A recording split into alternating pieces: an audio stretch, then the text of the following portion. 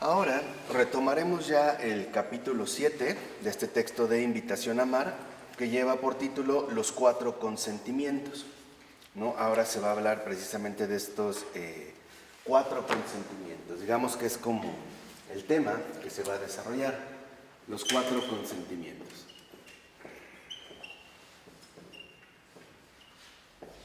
En general, estos 4 consentimientos tienen que ver con el modo en el que el Señor nos invita a ir creciendo adecuadamente, ¿no? A lo largo, digamos, de 4 etapas fundamentales de nuestra vida. A grandes rasgos, nosotros vimos que todas nuestras necesidades instintivas, conforme nos fuimos desarrollando, se tradujeron gradualmente en programas emotivos de felicidad, ¿no? Y debido sobre todo a que durante nuestro propio crecimiento no experimentamos dentro de nosotros la presencia divina, que era de hecho la verdadera seguridad que estábamos buscando, o sea, la más profunda afirmación de nuestra bondad básica y por lo tanto también de la auténtica libertad. Entonces aparecen, digamos, aquí ya enunciados 3 rasgos fundamentales de nuestra situación personal: seguridad, bondad y libertad, ¿no? O sea, estos 4 consentimientos estarán precisamente vinculados con la seguridad, con la bondad y con la libertad. Ahora, como ni siquiera sabíamos que Dios moraba en nosotros, tuvimos que buscar en otro lado esa seguridad, esta afirmación de bondad, de felicidad, esta libertad, que solo de hecho la divina presencia nos puede dar y ofrecer, ¿no? Así que entonces, en último término, vemos que el camino espiritual, en este sentido, aparece como un entrenamiento para consentir la presencia de Dios y también a todo lo que nos rodea, ¿no? O sea, en estos, digamos, en estos 4 consentimientos aparecerán estos rasgos que son seguridad, que es lo que buscamos, bondad y libertad. Aparecería la seguridad, la bondad y la libertad. Ahora, en general, también veremos que estos 4 consentimientos, que como hemos mencionado están vinculados a estos 3 factores, tienen que ver precisamente con la cuestión de la humildad, porque el consentir a la presencia de Dios y a todo lo que nos rodea precisamente involucra, vamos a decirlo así, esta definición de humildad, que es aceptar, o sea, consentir en nosotros mismos todo aquello que por ciertas razones o circunstancias no pudimos consentir en nuestra niñez o adolescencia debido a las circunstancias que nos rodearon. Entonces, para poder, digamos, acceder a estos 3 aspectos, juega un papel fundamental la humildad, ¿no? Aquí la humildad juega un papel en este sentido central. Ahora, aquí nosotros vemos que en efecto aparece entonces un aspecto central del camino espiritual y que nos ayuda a entender de manera mucho más precisa los aspectos positivos de la gracia santificante, ¿no? Esta gracia santificante no solo cura el daño emocional de toda una vida, o sea, no solo, digamos, cura las heridas, sino que además nos capacita para entrar en el camino del amor incondicional. Entonces, la humildad aparece también como una capacidad y también como una capacitación. O sea, la humildad en este sentido aparecería como una capacidad importante para nosotros, pero también como una capacitación.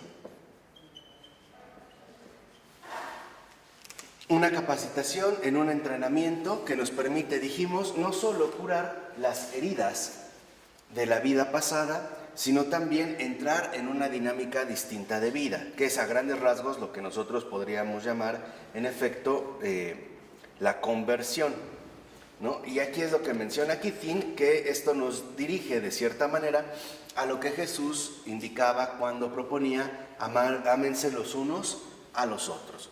Entonces, dentro de este contexto, comenzamos ya por el primer consentimiento que se da en la niñez, ¿no? ¿Qué es, digamos, a grandes rasgos lo que Dios nos pide en la niñez? Bueno, en la niñez, Dios nos pide básicamente que consintamos y aceptemos la bondad básica de nuestra naturaleza en todos sus aspectos, ¿no? O sea, que consintamos a la bondad de la vida, tanto, digamos, en nuestra propia vida, como en todo aquello que ciertamente nos rodea. Entonces, en estos 4 consentimientos aparece ahora en primer momento la niñez, ¿no? Y la niñez se va a enfocar, digamos, a lo que el Señor nos está pidiendo. Bueno, que consintamos y aceptemos la bondad básica de nuestra naturaleza en todos sus aspectos. Por ejemplo, como niños, cada uno de nosotros experimentamos nuestras propias facultades, ¿no? Nos sorprendemos del tacto, tenemos que ir desarrollando la visión, etc. Y desarrollamos la imaginación, la memoria, y también empezamos todo este complejo proceso de aprendizaje con respecto al lenguaje. También aprendemos lo que serían las relaciones humanas, ¿no? Aprendemos a relacionarnos con nuestra familia, con la gente que nos rodea y también con algunos compañeros. Así que, en pocas palabras, se nos pide que en esta etapa nosotros consintamos o aceptemos la bondad básica de nuestro ser como un regalo de Dios y que también, por lo tanto, estemos agradecidos por ello. Entonces, aquí, digamos, el punto central se dirige a lo siguiente: que nos demos cuenta en la niñez de que básicamente somos perfectos, aunque no hagamos nada. O sea, no se nos pide finalmente desarrollar, por así decirlo, todo un programa de actividades, ¿no? Simplemente consentir la bondad básica de la vida. O sea, en la niñez está, digamos, vinculada la bondad básica de la vida. De hecho, nosotros podemos ver cómo, en efecto, para un niño, pues todo es maravilloso, ¿no? O sea, todo es sorprendente, todo es genial, y el niño tiene esta experiencia de manera, por así decirlo, natural, de manera inmediata. A un niño todo le sorprende, desde a lo mejor las bromas que el padre puede hacer, el ofrecerle un dulce o el cargarlo. El niño experimenta de manera directa la bondad básica de la vida.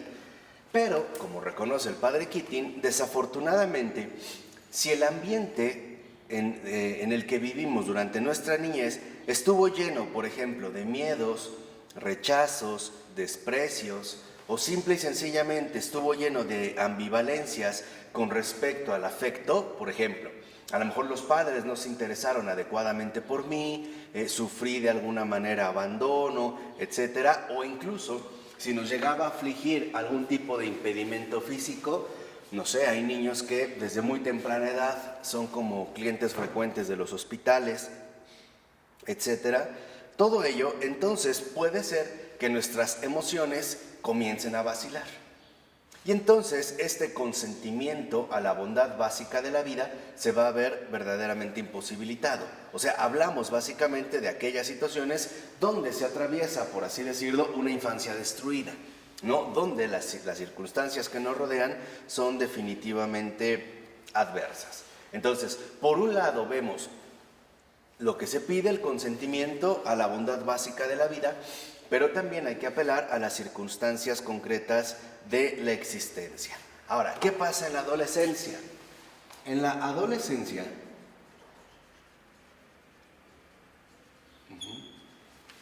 el consentimiento cambia. Mientras en la niñez todo parece dirigirse a la bondad básica de la vida, al comenzar la adolescencia, Dios nos pide ahora que aceptemos el desarrollo de nuestro ser. O sea, primero, digamos, estamos más dirigidos al entorno que nos rodea, ¿no? Como niños. Pero en la adolescencia tiene que ver ahora el consentimiento en cuanto al desarrollo de nuestro ser. Por decirlo así, ahora el énfasis se va personalizando. En la adolescencia se nos invita a que consintamos el desarrollo de nuestro propio ser. ¿Por qué? Porque es precisamente en la adolescencia donde se activan ya todos nuestros talentos y también nuestras propias energías creativas. O sea, empezamos, por así decirlo, en el entorno, ¿no? En la infancia lo que cuenta más es el entorno. En cambio, al iniciar la adolescencia, ahora el énfasis viene sobre el aspecto individual. Ya no me dirijo tanto al entorno, sino, digamos, al desarrollo de mi propio ser. Es cuando empiezan, dijimos, a activarse nuestros talentos y también nuestras energías creativas.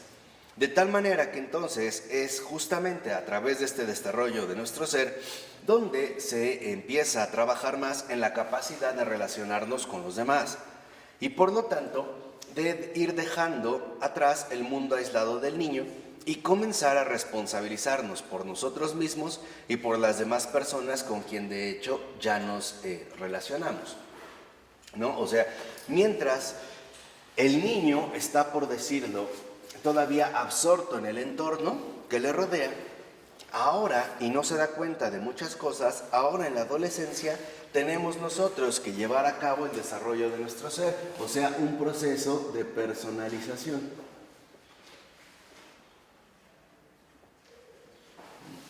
Es en la adolescencia también donde entrará, digamos, en acción nuestra capacidad de relación social. Ahí ya el énfasis en la adolescencia es muchísimo mayor con respecto al tipo de relaciones que se van desarrollando. Bueno, pero ahí hay una crisis, ¿no? Una confusión, una falta de identidad, no saben si son... Quizá un poco después. Aquí, digamos, hablando como de las etapas normales de la vida. O sea, en el desarrollo precisamente de nuestra propia condición humana. Por lo regular, las crisis vendrán un poquito más adelante. Pero en este cambio de adolescencia, o sea, estaríamos hablando más o menos quizá a los 10, 11 años, o a partir de los 10, 11 años, no después como lo vemos a los 15, 16, sino a los 10, 11 años más o menos, ha cambiado ya, digamos, nuestra propia situación humana. Por decirlo, mientras en la niñez el niño era feliz jugando con sus juguetes, de cierta manera aislado, ¿no? Tenía un mundo propio, en la adolescencia ahora es más feliz si, por ejemplo, está jugando con alguien más, o si se le permite ir a casa de sus amigos, o simple y sencillamente si alguien está jugando con él, ¿no? Por ejemplo, el niño podría ser feliz con una pelota, el adolescente quiere que alguien juegue con él a la pelota, ¿no? Busca, digamos, esta interacción. Aquí es donde entra un factor central que sí es muy importante mencionar y es la cuestión sexual. ¿Por qué? Porque puede darse el caso, y es lo que menciona el padre Keating, de que despierte antes de lo debido nuestra energía sexual. ¿Dónde? 75. Donde de hecho nuestras emociones aún no están, digamos, en condiciones o preparadas para poder manejarla, ¿no? Entonces, si se da el caso de que en la adolescencia despierte nuestra energía sexual, tenemos que reconocer que muy probablemente nuestras propias emociones no están todavía en condiciones de poder manejarla. Este despertar de la energía sexual, de cierta manera anticipada, lo que va a producir es que entonces se va a distorsionar todo nuestro posterior desarrollo. Aquí es donde entra, digamos, como una etapa muy delicada a este respecto. ¿Por qué? Primero, porque el despertar de la energía sexual, y siendo muy honestos, no se da de manera natural. No es algo que despierte así meramente natural. O sea, por ejemplo, vamos a tocar algunos puntos que son fundamentales, ¿no? La masturbación. La masturbación no viene de manera natural. La masturbación es, digamos, un aprendizaje adquirido. Es o lo vimos en alguien, o alguien nos dijo, o alguien lo estimuló en nosotros. Pero no fue una necesidad que se desarrollara de manera natural. Por lo regular, la masturbación empezó a partir de ciertas condiciones. Por ejemplo, al iniciar en la primaria o un poquito más adelante en este proceso de adolescencia, y alguien nos hizo el comentario de si ya nos habíamos masturbado o si sabíamos que era eso, y se empieza a dar pie a este despertar sexual, donde todavía nuestras emociones no están en condiciones de poder asimilarlo. Aquí lo que vemos es que cuando por ejemplo, despertar sexual es desordenado o todavía no es apropiado, va a repercutir en nuestras posteriores relaciones humanas. Esto va a traer, digamos, fuertes consecuencias con respecto a la manera en la que nos vamos a relacionar con los demás. de tal grado, por ejemplo, que va a afectar, por un lado, nuestro propio potencial creativo y también va a distorsionar completamente el aspecto positivo de la sexualidad. Aquí es, digamos, cuando entran en juego estas posteriores valoraciones que tendremos que realizar de una o de otra manera. Dicho de otra forma, cuando este despertar sexual es inapropiado, está fuera de lugar, no está en condiciones de desarrollarse, entonces estas distorsiones va a provocar precisamente que tengamos alteraciones de comportamiento a partir de entonces. Y esto va a generar, digamos, como problemas graves. Ejemplo, la represión. Ahí es cuando empezará precisamente una dinámica de represión. ¿Por qué? Porque empezaremos a sentir una especie de miedo o de culpabilidad ante precisamente el despertar de esta energía sexual. Y empezaremos también a expresar un comportamiento poco saludable. De tal forma que entonces aquí es, digamos, en la adolescencia, cuando también puede entrar el desarrollo de un aparato represivo.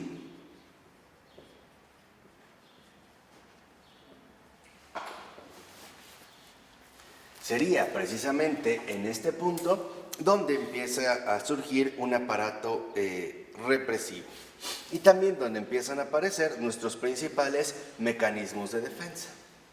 Ahí empezamos nosotros a establecer este tipo de represiones y las empezamos, por decirlo así, a canalizar a lo profundo del subconsciente. ¿Por qué? Porque no sabíamos qué hacer con ello. No sabíamos precisamente qué hacer con esto que está sucediendo precisamente en este momento de mi vida. En un sentido freudiano sería así. O sea, por ejemplo, para el psicoanálisis está claro que la represión no es más que una especie de mecanismo social. O sea, es un invento que hemos transmitido a las personas y en efecto se ha promovido, digamos, ver la sexualidad como algo negativo, ¿no? Esto sería en un sentido psicoanalítico, freudiano. No, aquí de lo que se habla es de la experiencia personal. O sea, la represión no viene por condicionamientos externos, viene por experiencias internas. O sea, aquí, digamos, el aparato represivo surge a partir de que mis energías sexuales se han despertado, pero no tengo todavía la madurez emocional suficiente para poder asimilarlo de manera adecuada. Entonces, no sé en realidad qué es lo que está sucediendo en este preciso momento. No sé si queda clara la diferencia. O sea, la represión viene a partir de la experiencia personal. O sea, finalmente, ¿no? Estoy realizando algo que no sé qué hacer con ello. Y esto es lo que a mí me motiva, en cierta manera, a mandar todo este tipo de situaciones hacia lo profundo del subconsciente, porque no sé en realidad cómo manejarlo. No estoy, por decirlo así, en condiciones de poder asumir una vida sexual normal, una vida sexual sana. Ahora, seamos honestos. Este despertar sexual, por lo regular, viene precipitado o viene, digamos, fomentado por situaciones que son muy frecuentes, aunque sean poco comentadas. Es justo en la etapa de la adolescencia donde por lo regular comienzan a aparecer los primeros tipos de abuso sexual. No estoy hablando de violaciones, estoy hablando de abusos sexuales que se suelen generar en este tipo de edad. Por ejemplo, el hecho de tener cercanía, ¿no?, con un adolescente, un niño, le estamos hablando entre 10, puede ser un despertar de 8 años, recuerden, no hay como una etapa fija, ¿no? Pero estamos hablando en general entre los 8 y los 12 años, donde empieza esta adolescencia, donde a lo mejor, por ejemplo, este despertar sexual puede venir desde incluso la insinuación de un adulto hacia una niña pequeña, de 10, 11 años. Es decir, ya no le empieza a mirar como niña, ya la insinuación va hacia otro lado. Es el momento también donde aparecen, por ejemplo, estos juegos supuestamente infantiles de una insinuación sexualmente explícita. Por ejemplo, estos juegos de jugar a la mamá y al papá, ¿no?, donde lo que quieren es que ya se haga rápido de noche para entrar en ese ámbito extraño que solo los adultos comparten. Y es que no es la mamá la que lo despierta, que en realidad es el entorno adulto el que ya está contaminado, en general. Y que esto obviamente lo va a ir transmitiendo sobre los pequeños. No es una responsabilidad materna, es la contaminación ya de este ambiente adulto. A mí me pasó exactamente eso. Mi Sí. primo que me enseñó a masturbarse. Ya ven, les dije, no es natural. O sea, si uno lo vemos, quizá en el caso masculino es más marcado, pero si uno recuerda la masturbación, uno recordará que en efecto a uno se lo enseñaron. No fue una necesidad, digamos, un instinto natural que tuvimos. Tuvo que ver más bien con un ambiente particularmente ya intoxicado, por así decirlo, ¿no? Deformado ya. No, yo iba a decir que sobre todo si la mamá está muy guapa.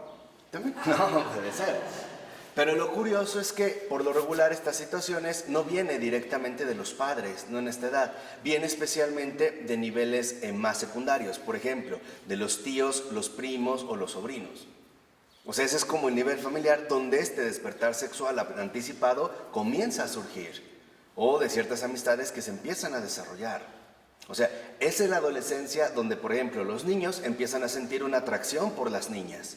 Pero no es una atracción sexual, eso también hay que aclararlo. Es una atracción natural de complementación. Entender que hay un mundo que está llamado a comprender y que ciertamente le causa, ¿no? una atracción que es fundamental. Es el momento, digamos, de los primeros enamoramientos. Es muy común que el niño se sienta enamorado a esta corta edad de su adolescencia de una niña o una niña de un niño. Pero si lo ven, a pesar de que empiecen a ser novios en la primaria, no se la pasan besuqueando. De hecho, es lo que menos quieren, ¿no? Ni siquiera sienten un apego por los besos, ¿no? A lo mucho son las cartitas, el tomarse de la mano, o sea, cosas sanas, pues, a esta edad. Entonces, cuando esto se desarrolla, digamos, de manera inadecuada, o sea, de manera desordenada, lo que vemos es que, en efecto, va a tener esta situación un fuerte impacto en la vida espiritual. Fíjense, o sea, nosotros podemos decir, bueno, ¿y por qué? O sea, ¿qué tendría que ver? Pues lo siguiente, primero, porque en efecto, al rechazar esta energía sexual, que es parte también de nuestra naturaleza humana, va a repercutir precisamente en la represión que haremos al momento de establecer una convivencia sana con las demás personas. Este es, digamos, en pocas palabras, lo que va a afectar es el amarse los unos a los otros. ¿Por qué? Porque si en efecto yo he sufrido esta represión o un rechazo total de mis sensaciones sexuales, vacilando, ¿no? Entre polos extremos, por ejemplo, llegando a suponer que es algo que está mal o que yo me siento incómodo o que nadie me va a responder, comienzo a hacer una especie como de aislamiento interior. Porque en último término, y esto es algo que en efecto a veces no se contempla, la energía sexual no tiene una naturaleza meramente reproductiva. Y esto es algo que es un prejuicio que hemos venido arrastrando, a mi entender, básicamente desde la teoría darwiniana, a partir de Darwin. O sea, suponer que en último término lo único que nos mueve es el instinto sexual, pero no por el mero placer sexual, sino por la supervivencia de la especie, ¿no? O sea, para Darwin, digamos, la reproducción sexual es el único medio con el que contamos para mantener el progreso de la evolución, ¿no? A muy grandes rasgos. Pero este es un error. ¿Por qué? Porque en realidad nuestra energía sexual, les vuelvo a repetir, no tiene como tal digamos, una finalidad enteramente reproductiva, sino que más bien la energía sexual es un impulso. Fíjense, es un impulso. Y es un impulso y también, digamos, da pie a una motivación para servir a los demás con calor y afecto humano. Fíjense en este caso la gran diferencia. O sea, la energía sexual tiene como propósito que seamos cálidos y afectivos con los demás. Porque la energía sexual tiene que ver en un primer momento con nuestro modo de relacionarnos con las demás personas. Y si lo ven, no es un modo sexual. No sé si esto queda claro, porque es fundamental, O sea, es muy importante. Les digo, porque estamos enmarañados en un montón de errores que ni siquiera ya nos permiten comprender nuestra verdadera dimensión humana. En pocas palabras, ¿por qué necesitamos la energía sexual? porque es lo que nos permite a nosotros desarrollar calor y afecto humano. Entonces, vemos que aquí, esto lo voy a poner aquí como en un asterisco, ¿no? La energía sexual permite en este sentido desarrollar calor y afecto humano.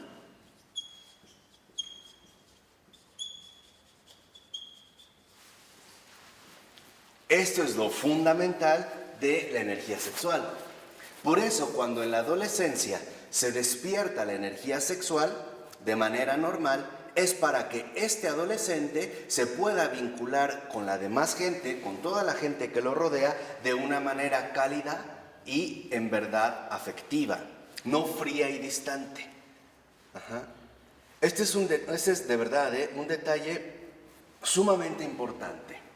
¿Por qué? Porque tiene que ver en gran medida muchas veces con los tropiezos que encontramos en el auténtico desarrollo de la vida espiritual, que es en último término lo que aquí nosotros estamos comentando. ¿Qué pasa con las personas que han reprimido esta calidez? O sea, en pocas palabras, la energía sexual es calidez, lo que nosotros podríamos llamar calidez, ¿no? ¿Qué sucede con las personas que en efecto han reprimido estas sensaciones sexuales y en general cualquier otro tipo de emoción que se deriva de este tipo de calidez? Bueno, tienen una marcada tendencia a reprimir todos sus sentimientos en general. Este es el punto, o sea, ya no logran mantener una relación humanamente cálida, sino que empiezan a transitar más bien por el camino en este sentido de la frialdad. Dicho de otra manera, la energía sexual tiene como propósito establecer la calidez de los vínculos humanos. Y si lo ven, no aparece en ningún momento la dimensión reproductiva, no en los humanos. En los animales funciona de otra manera. Y hay ejemplos muy básicos para darnos cuenta de diferencias importantes. Por ejemplo, si tenemos unas vacas y un toro, y una vaca está en celo, el toro se monta. No va a escoger la que tenga las manchas más grandes, o la cola más larga, o las orejas más levantadas. No le interesa. Porque en los animales esta afectividad humana no se da. ¿Sí me explicó? Su naturaleza es distinta a la nuestra. En cambio, nosotros funcionamos de una manera distinta. O sea, en la energía sexual, dijimos, está profundamente vinculada con la afectividad humana.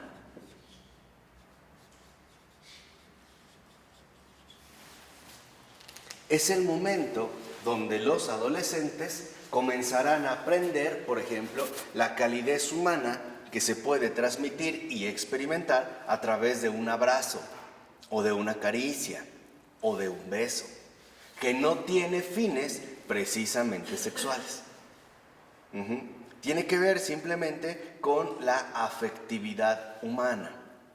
De tal manera que entonces una vida sexual sana o espiritualmente sana elimina la morbosidad. Eso es lo que quiero que entiendan, en el nivel al que estamos en ese sentido dirigiéndonos. La energía sexual no la podemos eliminar de nuestra realidad, porque si la reprimimos, o sea, si no la desarrollamos adecuadamente, terminaremos siendo personas enteramente frías y por lo tanto, digamos, distantes con respecto a la afectividad humana. Entonces, lo primero que quiero que vean es que la energía sexual no está vinculada directamente con la reproducción, sino con, digamos, los afectos que son importantes dentro de la realidad humana. Vamos a decirlo así, las emociones cálidas, o a esto les decía, esta calidez humana que estamos llamados a manifestar. Dicho de otra manera, pensemos en un abrazo. Un adolescente que ha tenido un adecuado despertar de su energía sexual puede abrazar a una niña sin por ello sentir morbosidad alguna. Reconoce que este contacto es importante para transmitir afecto. ¿Sí me explicó? Y esto es fundamental. Ahora, La energía sexual, entonces, no está, digamos, subordinada a la actividad sexual. Este tema es particularmente especial en el caso, por ejemplo, de los consagrados, o de los religiosos o las religiosas, porque hay muchos que tienen una desordenada energía sexual. ¿Y dónde se ve? En el hecho de que, por ejemplo, se muestran fríos o distantes en las relaciones humanas, al grado de que puede haber a lo mejor un sacerdote que ni siquiera considere apto tocar a una mujer o mirar a una mujer, o al revés, una monja que considere que sería algo así como un delito grave recibir un abrazo de parte de un hombre. No sé si me explico.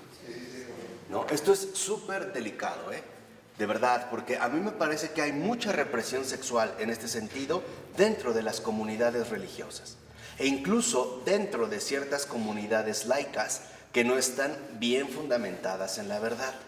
Entonces, por ejemplo, comienzan a establecer separación tajante entre hombres y mujeres. Y te dicen, por ejemplo, las mujeres no pueden darle un beso a un hombre, ¿sí? Los hombres no pueden de ninguna manera tener un contacto o cercanía con una mujer, cosa que en realidad está basado en un desorden, porque incluso Jesús convivía tanto con hombres como con mujeres. Y sabemos que había una comunidad de mujeres muy cercana a Jesús y a sus apóstoles. Lo que pasa es que esta distorsión consiste básicamente en lo siguiente. Hoy en día se ha confundido sexualidad con genitalidad. Y esta es otra cosa. O sea, la genitalidad se reduce a la dimensión enteramente animal de la reproducción sexual. Esa es genitalidad. Esta es una cosa muy distinta, pero esto tiene que ver a partir de los planteamientos naturalistas que tomaron fuerza en el siglo XIX, que a mi entender es Darwin el principal promotor. O sea, la confusión viene de suponer que nosotros como hombres somos animales. Ese ha sido el error. Y entonces, a partir de este error, suponemos que la energía sexual es genitalidad y que por lo tanto tiene que dirigirse precisamente a la cuestión, vuelvo a repetir, reproductiva o simplemente físicamente activa. No, la energía sexual tiene, o la sexualidad en general, tiene una realidad completamente diferente, ¿no? Tiene una realidad completamente distinta, porque nosotros como personas no tenemos el mismo funcionamiento que tienen los animales. Somos en este sentido muy diferentes. Por ejemplo, yo creo que ninguna mujer en su sano juicio buscaría tener un hijo sin importarle quién fuera el padre, con tal de seguir adelante con la evolución de la especie. Yo creo que no. O sea, ninguna mujer en su sano juicio diría, pues sí, todo es para contribuir a la especie. Incluso nuestros criterios son muy diferentes. Es más, el amor humano muchas veces se manifiesta sin genitalidad. Piensen, por ejemplo, en el amor entre amigos, o entre esposos, o entre gente cercana. No necesitamos mostrarle a una persona cuánto la amamos a través de una penetración genital o un contacto genital. Por lo regular, los gestos de caridad que tenemos no involucran la genitalidad. Puede ser incluso un abrazo, un contacto, una mirada, una sonrisa, una caricia, pero esto no es precisamente que se involucre de manera directa la genitalidad. O sea, esta confusión de suponer que somos animales en un proceso llamado evolutivo nos ha llevado a distorsionar nuestra propia comprensión de nosotros mismos, o sea, la autocomprensión, a tal grado que aquí sí, como menciona Sergio, han intervenido los medios masivos de comunicación, reduciéndonos básicamente a dos dimensiones instintivas y animales, el estómago y los genitales, ¿no? O sea, nos han llevado hoy, por ejemplo, a suponer, si vemos los anuncios que aparecen en televisión, básicamente se dirigen o al estómago o a los genitales. O sea, tiene que ver un énfasis fundamental en la genitalidad, o sea, en la animalidad reproductiva. En cambio, la sexualidad humana tiene que ver más bien con las condiciones afectivas. Por eso el padre Keating es muy, digamos, como atento en esta situación, porque reconoce que una persona que no ha desarrollado bien su sexualidad humana, evitan acercarse demasiado a los demás porque cualquier, digamos, intimidad representa para ellos una amenaza de peligro. O sea, entiendan, ¿no? La afectividad humana es intimidad. Y la intimidad tiene que ver con la sexualidad humana.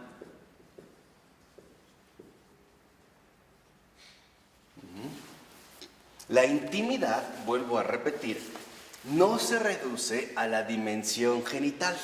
Por ejemplo, hoy tenemos muchos abusos del lenguaje donde decimos que una persona tiene intimidad si es que tiene relaciones sexuales. Pero no es así. Por ejemplo, uno puede tener intimidad con otra persona a partir de una plática. Eso es intimidad.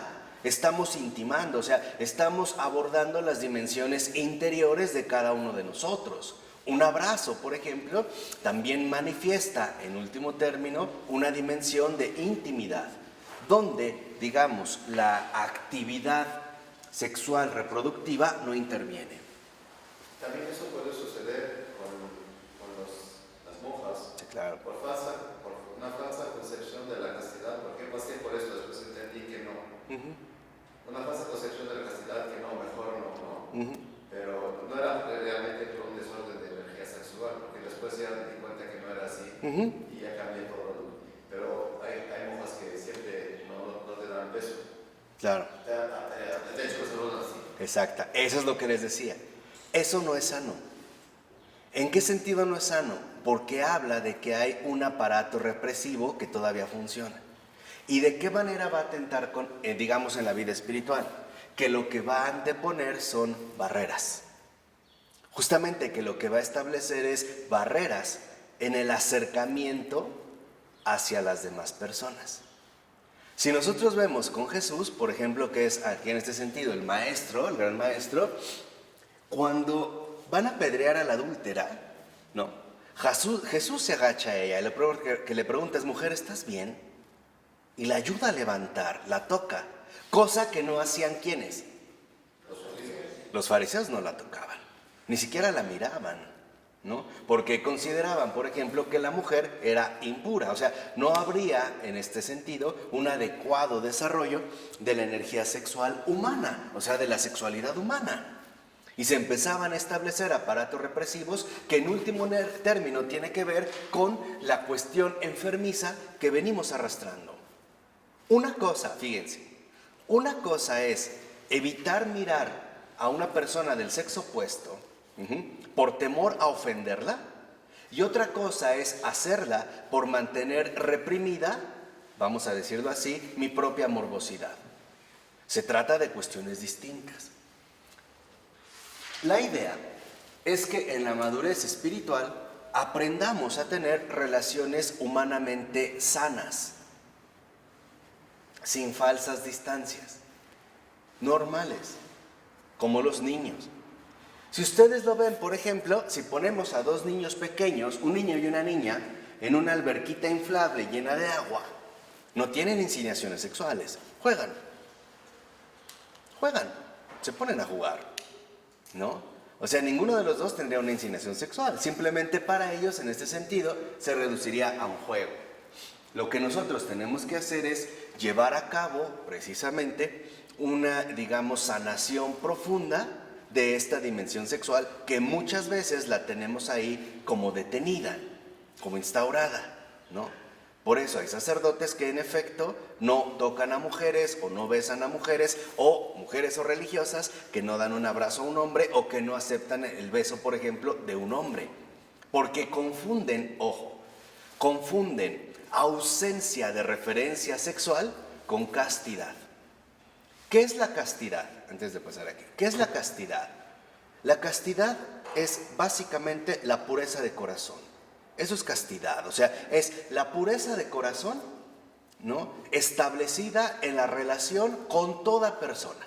O sea, la castidad, vamos a decirlo así, es la sana relación con el prójimo. Eso es la verdadera castidad, ¿eh? O sea, no crean que es ausencia de genitalidad. No, porque Y hay que ser sinceros, puede haber mucha gente que no tenga relaciones sexuales, pero tampoco tiene nada de castidad. Y se ve en el trato con los demás. O sea, claro, o sea, no. O sea, la castidad en cuanto tal es la sana relación con el prójimo. Y ojo, si esta sana relación con el prójimo implica en ciertas circunstancias el evitar la genitalidad, adelante, pero no siempre. Voy a poner un caso sencillo. ¿Qué pasa en el matrimonio? Los matrimonios también están llamados a vivir la castidad. ¿Eso qué se supone? ¿Que no se puede ni tocar? ¿Ni besar? No se está hablando de eso. Habrá situaciones muy concretas donde la castidad, en efecto, hay que ejercitarla. Pongamos un ejemplo muy sencillo. ¿Qué sucede si él o ella están atravesando un momento delicado de salud? La castidad involucra tomar y respetar en serio la situación del prójimo. Y con naturalidad, porque entendemos que se trata de un bien mayor. Porque a este respecto hay hoy en día como una gran confusión, ¿no? Primera, el deseo en cuanto tal no es pecado. Porque los deseos son de lo más normal en nosotros. O sea, de hecho somos seres de deseos. Y es importante, siempre queremos algo. Siempre. Así sea dormir, no ir a trabajar, una nueva casa, un viaje a Malibú, pero siempre queremos algo. Mejorar, ponerme a dieta, pero siempre queremos algo. Ok. El punto está en que hay una diferencia sustancial entre sentir y consentir. Este es el punto clave. Por ejemplo, si yo voy en la calle y veo una mujer guapísima y despampanante, es inevitable que sienta atracción. Tendría que ser muy inhumano como para pasar completamente frío e indiferente. A la manera estoica, ¿no? De la ataraxia, la imperturbabilidad de ánimo. O sea, yo creo que sería muy inhumano. Bueno, es inevitable sentir. Ahora, brota el deseo, ¿no? Aquí el punto está, ok, ¿hasta dónde yo voy a permitir que esta sensación se transforme en un afán de posesión? O sea, ¿hasta dónde yo voy a permitir que el sentir se transforme en un consentir? O sea, yo puedo sentir admiración, gusto o atracción por esa persona, pero eso no me lleva, o más bien, no me obliga a consentir, por ejemplo, situaciones inapropiadas en mí. Por ejemplo, ¿cómo me gustaría estar con ella? Voy a poner ejemplos muy sencillos. O cómo se vería desnuda. O incluso hay quienes ya empiezan, aquí sí en su enfermedad interior, a pasearla por todos los hoteles de la Ciudad de México, ¿no? Y aplicarle cualquier postura sexual rara. Por ejemplo, sí, en serio, Por ejemplo, esto es otra cosa. Y no se trata, Sergio, y esto es también bien importante, de poner de antemano no. Entonces me volteo y lucho, ¿no? No, porque no, nada. Lo que voy a hacer es muy sencillo. Yo no puedo dejar de sentir, pero voy a canalizar mi deseo.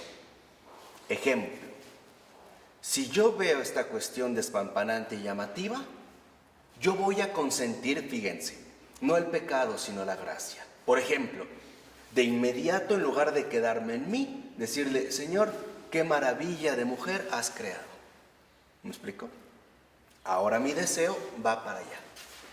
¿Por qué, Sergio? Porque esto que acabas de decir de verdad es fundamental. No reprimir los deseos que tenemos. Jamás. Porque estos deseos no desaparecen. Se quedan reprimidos, se quedan ahí como obstaculizados. Exacto. Y tarde o temprano irán tomando mucha más que fuerza. Por eso, por ejemplo, no es nada raro que si en la adolescencia no hubo un adecuado manejo de la sexualidad, después se vuelven en unos pervertidos. ¿Sí me explico? Quitémonos ya la falsa idea de que la sexualidad es algo malo. No es cierto. Es algo bueno y necesario en nosotros. ¿Por qué? Porque es la sexualidad la que nos permite desarrollar la afectividad humana. Es por la sexualidad que, por ejemplo, yo podría tener una plática profunda con Ronnie, o que puedo darle un abrazo afectivo a Alicia y hacerle sentir que la quiero. Perdón, sin ofender, pero no necesito bajarle los pantalones. ¿Sí me explico? Es esto, exacto. Cuando empezamos a reír, le quitamos el veneno que se le ha venido poniendo, que es el veneno del error. No es cierto, o sea, es lo que yo mostraba mucho con los jóvenes, ¿no? Para que lo detecten. Yo creo que nadie le diría, mírame, para que veas cuánto te amo, ¿no? Y pum, de inmediato la actividad sexual. No es así. O sea, hay modos donde se manifiesta y se tiene que manifestar con autenticidad. Por ejemplo, un verdadero abrazo. Ahora, uno puede sentir cuando un abrazo es verdaderamente afectivo y cuando un abrazo es verdaderamente morboso, hasta en la mirada. Punto muy importante, precisamente. Es bueno, Sergio, al principio, evitar, pero no siempre. O sea, ¿a qué voy? Que es de lo más normal, y eso yo creo que eso muestra una buena voluntad. O sea, si yo sé que todavía estoy débil en algo, pues ¿para qué me arriesgo? Esto yo creo que Jesús te lo agradece y le encanta, ¿eh? Pero no siempre hay que permanecer ahí, porque una cosa es evitar y otra cosa es reprimir. ¿Sí me explico? O sea, lo que queremos es vivir en paz, ¿no? En todos los sentidos. Bueno, si yo reconozco que si yo sigo en este camino caigo todavía, perfecto, lo evito, genial. Pero después, el siguiente paso, en este caso Sergio, es, Señor, a ver, yo no quiero, ¿no?, estarme, digamos, como viviendo intranquilo ante situaciones de este tipo, y mil y un más. Lo que quiero es tener un corazón tranquilo, de tal manera que no haya en mí inclinaciones hacia un lado, vamos a decirlo así, inapropiado. Entonces, ir trabajando en ello. Esto es parte de la pureza de corazón. Por ejemplo, a mí me pasaba hace unos años al dar clases con las jovencitas. Hombre, llegaban con un super escote y pura pierna. Y saben lo que tienen. Y saben lo que enseñan. Y saben lo que quieren que veas. Lo saben. Entonces, imagínate dar la clase con los ojos cerrados. O estar todo el tiempo así, ¿no? Sudando y no voltear. Pues no, o sea, tuve que trabajar en ello. Pero es importante, o sea, el primer paso es reconocer que en efecto hay algo que nosotros todavía mete ruido. Bueno, vamos a trabajar con ello. De tal manera que entonces yo pueda mirar las cosas como las ve Jesús. Vamos a suponer, en una persona que viste de manera extremadamente provocativa, probablemente está mandando un mensaje claro de un verdadero vacío interior. O sea, lo que no está obteniendo de donde debería recibirlo, lo está tratando de obtener a partir de fuentes externas. Miren, hay muchas mujeres que si lo ven, se superarreglan cuando van a trabajar, pero en casa son las más desarregladas. Y esto genera problemas. Porque el verdadero arreglo es para cuando estén en casa. Ahora, ¿qué pasa si el esposo nunca las ve, nunca les dice nada? Pues al menos a lo mejor en el trabajo alguien les va a llamar la atención.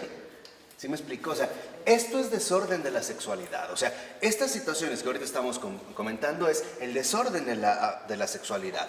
No es que tengan actividad física, como hoy le llaman vigorosa, ¿no? No tiene nada que ver con eso. Tiene que ver con el trato. Es esto, o sea, la sexualidad es el trato humano, cálido y afectivo. Y para ello se requiere contacto. Por ejemplo, si una persona está muy desconsolada y hay que abrazarla, hay que entrar en contacto con ella, ¿o no? Y esto ya es una intimidad. Ese es un manejo apropiado de la sexualidad. A ver, yo les voy a poner un ejemplo muy sencillo. ¿A cuántas personas, hombres y mujeres, abrazó Teresa de Calcuta? Abrazó Teresa de Calcuta. Hombres y mujeres. Seamos sinceros. A muchas. Esto quiere decir que ella sí tenía una sexualidad sana. Vamos a ponerlo así, normal. Lo importante es cómo vamos a canalizar nuestra energía sexual. ¿Para qué yo la voy a poner? Por ejemplo, el Papa Francisco es otra persona que tiene una sexualidad muy sana y no tiene problemas para acercarse a la gente, ¿no? Por eso él puede romper el protocolo de manera espontánea. Así como puede abrazar a un joven, puede abrazar a una muchacha, a una señora, a una niña, sin mayor ¿qué? Problema. Por eso dijimos, Sergio, mira, tú ya vas en el nivel de la bondad. Y eso es excelente. Es más, yo también te felicito. Pero hay que crecer al nivel de la libertad. No sé si me explico. O sea, evitarlo en un momento, pero no quiero ser un reprimido. ¿Por qué? Por ejemplo, San Juan de la Cruz, una vez yo leí algo en él que me pareció muy importante, decía, hay personas que a lo mejor viven en un monasterio y no tienen contacto con gente, pero interiormente se dan unas atascadas con 1000 personas. ¿Qué pasó con Gabriel? No, bueno, pienso que en esa represión, en esa intimidad, no necesariamente sexual, está la represión. Mucha gente no se habla de la intimidad. Exactamente. Y entonces es terrible, ¿no? O sea, Es inhumano. y te causa adicciones, te causa todos los desórdenes. Entonces, el poder abrirte, pues muchas veces es violar esa intimidad. O sea, tú abres tu corazón, la gente la violenta, entonces por eso te vuelves a repetir. Claro. Bueno, y dos, no, bueno, ya se me fue la idea. Sí, claro. Y te quedas, obviamente, encerrado, ¿no? En esta burbuja de protección. Vean la diferencia radical. Adán y Eva, antes del pecado, estaban desnudos. ¿Y qué convivencia tenían? Por ejemplo, ¿no? La primera vez que Adán ve a Eva, ¿qué exclama? Esta sí es carne de mi carne y sangre de mi sangre. No dice, ¿qué trasero? O qué boobies, como le llaman. Eso es lo que quiero que vean con risa, para que le quitemos este veneno. No dice qué cinturita, ¿no? No, esta sí es carne, o sea, va a lo esencial. Y esto es fundamental trabajarlo para que no nos estemos desgastando inútilmente en situaciones que no valen la pena. Entonces, si ya vamos en la bondad, el siguiente paso es la libertad. De tal forma que entonces yo pueda tener un trato sano con cualquier persona, esté en las condiciones en las que esté. Si yo siento que de repente por ahí, ¿no?, el marrano empieza a chillar, como yo le digo, o sea, el marrano interior empieza a chillar para tener una circunstancia, pues de inmediato lo remito a Jesús o se lo entrego. Jesús, hoy me sentí excitado al ver a tal persona. Tal cual, así como es, así. O tuve ganas, aquí sí, de genitalidad. Bueno, esto te lo ofrezco, te lo doy. No permitas que crezca en mí. Es como ir arrancando la mala hierba, ¿no? Para que no gane terreno. ¿Qué pasa? Hablando de intimidad, muchas veces tú en una saludo o una despedida honesta, o sea, de amor, de calidez, abrazas o yo, pero la otra gente lo malinterpreta y también ahí sí son distanciamientos. Luego no sabes qué tanto ir o no ir, o sea, siempre es con respeto, no morboso. Claro. Entonces hay, sobre todo, por ejemplo, algunas cosas de amigos Dios y otras, luego las ciencias. O no sé si han visto igual, que hay personas que abrazan, pero así como de lejos. No sé si han sentido. O así, ¿no? O así. Los que saludan también así. Exacto, así. O sea, esto quiere decir que no tienen una sexualidad sana. Porque tienen miedo al contacto humano. Por eso les decía, hay que tener mucho cuidado, sobre todo, y aquí sí, en ambientes religiosos. Sí, pero yo creo que también hay que tener cierto límite y no exponerse, Ah, no, sí, claro. ¿verdad? Tener límites sanos. Claro. Pero no exponerse en la de la libertad. Claro. O sea, Porque puede uno caer. no, yo me refería a la libertad, no tiene que ver con el hacer lo que quieras, no, sino con el vivir en paz, Claro. ¿no? Por ejemplo, hay muchos discípulos de Jesús que literalmente están dentro, ¿no?, de las situaciones de prostitución. Van a buscar a las prostitutas y las ven tal y como están. Y no obstante, hacen su trabajo de evangelización con libertad, porque saben a qué van. No sé si me explico. O sea, ya no se quedan en la primera impresión. O sea, aquí es donde entra la dimensión de la fe. Y eso es lo importante, ok. Yo veo esto. O sea, esto es sentir, ¿no? Yo veo esto, ok. Pero la fe se concentra no en lo que veo, sino en lo que no veo. Entonces, ok, yo veo esto, pero ¿qué hay más allá? ¿Qué hay realmente más allá? Y no solo en esta persona, también en mí. O sea, aquí es donde se requiere una vigilancia constante. A veces veremos que podemos ver a una mujer despampanante y no pasó nada. Pero a veces puede ser que es una mujer ni siquiera tan despampanante y todo se movió, ¿eh? En serio, o sea, ni siquiera tuvo que ser así como una supermodelo para sentir inquietud, o sea, algo ahí se movió. Bueno, esto es parte, digamos, de nuestro propio crecimiento interior. Y eso es a lo que estamos llamados. Entonces, acuérdense lo que dijo Kitty. No es buscar ya culpas y culpables. Por ejemplo, en actitudes a mí me parecen inadecuadas, donde decían que, es que la mujer solo tienta al hombre, que se ponga como una momia, no hay que vendarla para que no enseñe nada, y joya hasta acá y hasta acá. No es eso. O sea, el punto está, en pocas palabras, ¿qué tanta pureza de corazón tengo yo? Eso es lo importante. O sea, aquí acuérdense, la madurez espiritual es asumir tus propias responsabilidades, ¿no? O sea, es un poco lo que le digo a los jóvenes. Si una muchachita trae minifalda, eso no te da ningún derecho a ofenderla. Eso es problema tuyo. Así viniera desnuda, es problema tuyo, cómo es tu reacción. O sea, y esto es invitar a la madurez. O sea, ¿cuál es la postura que en efecto vamos a asumir? Les decía, imagínense a mí dando clases con los ojos cerrados, o entrando con una venda, o todo el tiempo volteando al pizarrón, o no mirar a una muchachilla. Pues no. O sea, si a veces vieran cómo van, dije, o una de dos, o crezco espiritualmente o la voy a pasar muy mal. No, pues no, o sea, esforzarse en crecer. Y esto ayuda, les decía el caso de Adán y Eva, porque acuérdense que lo que hace el pecado es distorsionar las cosas. Ellos se les abren los ojos y ven que están, ¿qué? Desnudos. Y algo muy bonito es lo que el Señor les dice, ¿no? ¿Quién les dijo que estaban desnudos? Fíjense, ¿eh? ¿Y quién les dijo? No dice, sí, claro, lo descubrieron. No, dice, ¿y quién les dijo? Porque ya con esto vamos a acabar. ¿Qué es la desnudez? Fíjense. La desnudez es la pérdida de la sexualidad humana. O sea, el habernos despojado de la dimensión sana de la vida humana. Esa es la desnudez. Por eso ellos se ven desnudos. Es más, se avergüenzan. Pero no es por el cuerpo.